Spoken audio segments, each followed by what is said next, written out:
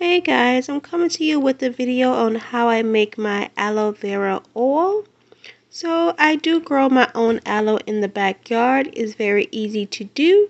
You can actually buy a plant from your local grocery store or local nursery, plant it, or you can just put it in a pot. It doesn't have to be in the ground. That's just my choice. Or just simply go to the grocery store and buy the aloe vera as needed. So I am rinsing my aloe plant off right now really good. Keep in mind mine was outside, so I definitely want to clean it really good. So I'm just showing you how it looks after I cut it. Pretty neat, little jelly-like, but it definitely has its benefits.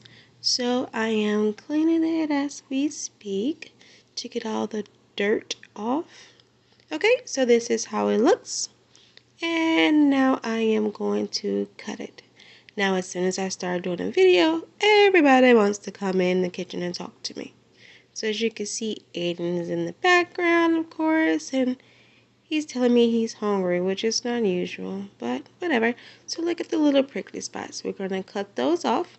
Now, I've seen different videos where people like to just keep those on. I prefer to cut them off. There's really no benefits to it. They're just little small pricklies, so definitely cutting those off. So that's what I'm doing right now as I speak. Just trimming the side off.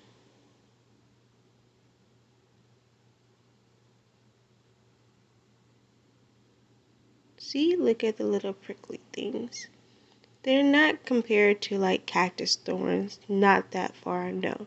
They're just small little prickies, a little uncomfortable if you keep pressing on them, but nothing that's going to cause you to bleed or anything like that. It's definitely not that serious. Okay, so I am trimming this size off again. And then just going to cut it in half because when I boil it, I'm going to use the pot that's right there on the stove. So I'm just going to cut them down after I cut the sides. Chop some more pieces in half so that way it can fit perfectly. So now I'm going to rinse them off again just to let them soak maybe 5 or 6 minutes. Take it out, voila. Chop, chop, chop. Again, you don't have to cut yours as many times as I'm doing. Again, I'm just going to use the boiler that I have next to me. So that's why I'm making a little smaller. There go Aiden again. He wants to warm up pizza now. Now he's acting concerned. Hi, Aiden. Alright, so now I've chopped everything up. Now I'm going to be using coconut oil. A lot of people use grapeseed oil, avocado oil. I'm using what I have next to me, which will be coconut oil. So I'm going to put a few tablespoons of coconut oil inside. I definitely want to have the bottom covered and also the aloe vera covered as well.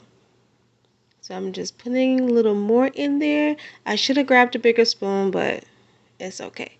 So this is what it looks like. I put the stove on medium heat. And so now I'm just waiting for it to warm up. After a few seconds. So this is what I'm putting in. Again, I just only use one leaf. And voila. Don't follow me. Look, I just have to stick my hand in. Luckily, it's not that hot. But again, don't do that. Okay, so now I'm putting them in. And don't do what I'm doing. I'm just splashing coconut oil everywhere. My son is in the background talking to me, and then I'm trying to do this, and yeah. Kids, you love them, right? So now we're just going to let it cook. Roughly, I let my stay-ins for 10 to 15 minutes. I did set a timer for it. So I did for 10, and then I just let it stay an extra 5 minutes. So this is what it's looking like. It's cooking. Just going to stir a little bit to make sure that all of it is definitely cooking evenly. But so far it's looking really good.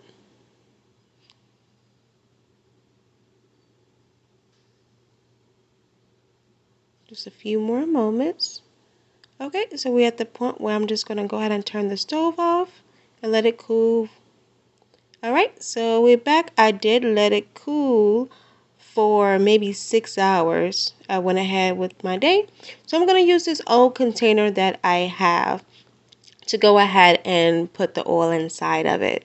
You can use any container you like. So I'm just going to put a paper plate at the bottom and I'm just going to quickly pour it in. I use a little strainer that I got from Dollar Tree. And yeah, I'm making a mess, but that's fine. What goes in the bottle, I can just simply put it on my hair. So right now, I'm pouring it in.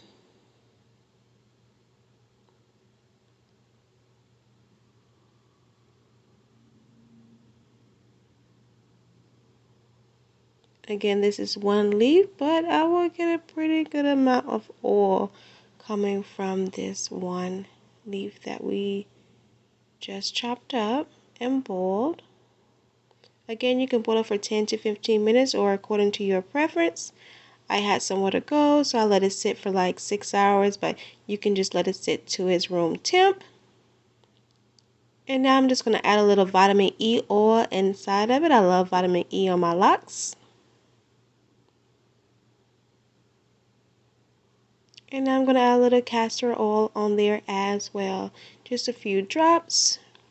Haven't used it in a long time, so it just went everywhere, but that's totally fine. Add a few drops in there.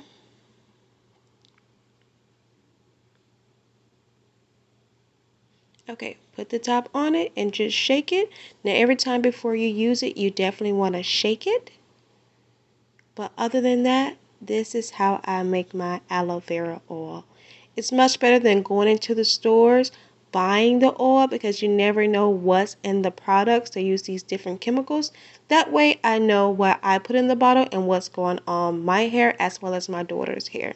So look at it. Pretty good for one plant. Of course, you can make big quantities. Thanks for watching.